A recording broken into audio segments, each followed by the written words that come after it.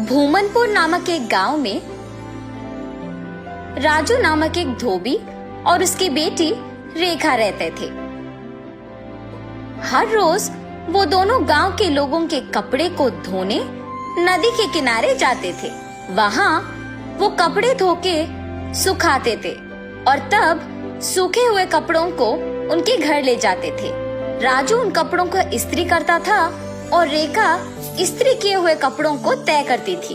तब जिनको जो कपड़े लौटाना है उन्हें अलग अलग जमा करती थी। ऐसे हर दिन वो मेहनत करके पैसे कमाते थे और ऐसे ही कुछ दिन बीत जाते हैं। एक दिन नदी के किनारे जब राजू अपनी बेटी के साथ कपड़े धो रहा था, तब एक भूत उन्हें देखना शुरू करती है।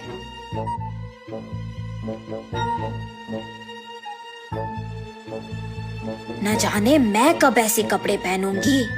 ऐसे उन कपड़ों के पास जाकर उन्हें पकड़ने की कोशिश करती है, लेकिन उन्हें पकड़ नहीं पाती है। तब क्या मैं इस कारण इन कपड़ों को पकड़ नहीं पा रही हूँ कि मैं एक भूत हूँ? ऐसे सोचकर राजू की बेटी रेखा की ओर देखती है। बिना कुछ सोचे समझे उसके अंदर घुस जाती है।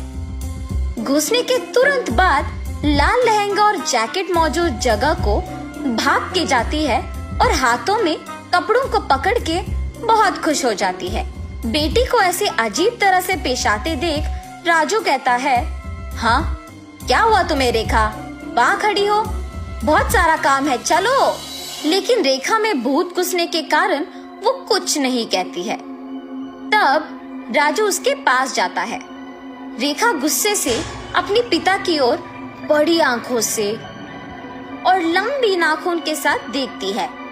उसे ऐसे देख उसके पिता डर जाते हैं। पापा, मुझे ये अच्छा लगा है और मैं यही पहनूंगी, ऐसे कह के वहाँ से चली जाती है। रेखा को ऐसे देख उसके पिता डर डर के घर धीरे से सारे कपड़े लेके पहुँचते हैं। तब तक रेखा वहाँ उसको जो कपड़े पसंद आए वो सारे पहन के तैयार होती है। अपने आप को वो सुंदर कपड़े पहने हुए आईने में देख बहुत खुश हो जाती है। हम सबको वो दिखने में रेखा थी, मगर उसको उसकी असली रूप एक भूत के ही रूप में दिखती थी। और ऐसे ही हर रोज आए हुए कपड़ों में अपने पसंदीदा कपड़े चुनकर उन्हें पहन के तैयार होके अपने आप को आईने में देख खुश होती थी। दिन प्रतिदिन उसका तैयार होने की चाहत बढ़ती जाती है। राक्षस की तरह अपनी बेटी का व्यवहार देख राजू परेशान होता था, मगर अपनी बेटी की सच्चाई को किसी से कह भी नहीं पाता था, और अगर कहा भी तो वो ये सोच के डर जाता था कि उसका नतीजा क्या होगा। एक दिन जब गांव के जमींदार राजू को धोने के लिए कपड़े लेने के लिए बुलाते हैं, तो राजू वहां जाता है। कपड़े लेके जब राजू वापस घर पहुंचता है तो सारे कपड़े बाहर निकालता है। तब रेखा उन कपड़ों के पास आके उसमें पीले रंग लहंगा और लाल जैकेट लेके वहां से चली जाती है। जब राजू को कपड़े लौटाने का समय आया तो वो देखता है कि उसमें पीली लहंगा और लाल जैकेट नहीं है। तब वो सोचता है कि जरूर ये रेखा के ही पास होगा। रेखा के कमरे में जाके देखने पर वो उन्हीं कपड़ों में तैयार होके आईने के सामने खड़े होके अपने आप को देखते ही रहती है।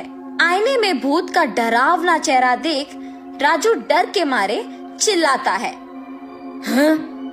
तुम यहाँ क्या कर रहे हो? राजू उसके ऐसे पूछने पर कांपते हुए कहता है, अम्मा, आपने जो कपड़े पहना है वो जमींदार की बेटी की है। इनको आज उन्हें लौटा देना है, कृपया उन कपड़ों को दे दो। हाँ? क्या? कपड़े? बिल्कुल नहीं दूंगी, जाओ यहाँ से। ऐसे कपड़े उनके पास बहुत होंगी, अगर आप अभी इन कपड़ों को वापस कर देंगे तो और भी कपड़े लेके आऊंगा। अब अगर मैं इन कपड़ों को नहीं लौटाऊंगा तो मेरा व्यापार नहीं चलेगा।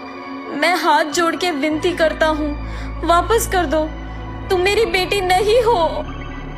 हा हा हा, सही पहचाना। हाँ, मैं तुम्हारी बेटी नहीं हूँ। ऐसी और कपड़े हैं? हाँ, बहुत सारे। तो फिर इन कपड़ों की मुझे क्या जरूरत? ऐसे कहकर उन कपड़ों को वहां छोड़ के हवा में उड़ के गायब हो जाती है। ये जान के जमींदार की बेटी के पास बहुत सारे कपड़े हैं, वो सीधा उनके ही घर पहुंच जाती है। अच्छे कपड़ों के लिए सारे कमरे छान मारती है। उस घर में मौजूद जमींदार के परिवार वासियों को राजू की बेटी का व्यवहार कुछ समझ में नहीं आता है। जमींदार की बेटी अपने पिता को बुला के कहती है, पापा पापा, राजू की बेटी रेखा बहुत अजीब तरह से पेश आ रही है।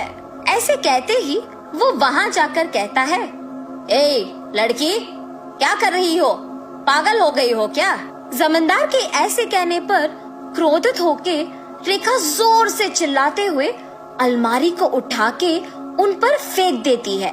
सभी डर जाते हैं और जो कुछ भी वो मांगती है उसके सामने रख देते हैं। रंग बिरंगी कपड़े, जेवर, चूड़ियाँ, सब। हाँ, आओ आओ, मुझे तैयार करते हुए मेरी सेवा करो, आओ। सभी डर के मारे उसके आदेश का पालन करते हैं। उसे तैयार करके उसके सामने ही एक बड़ा आईना भी रखते हैं और सभी उसके पास नीचे बैठ जाते हैं। तभी उसके पिता राजू कपड़ों के साथ जमींदार के घर पहुंचता है। राजू को देख जमींदार गुस्सा होके उस पे चिल्लाने लगता है।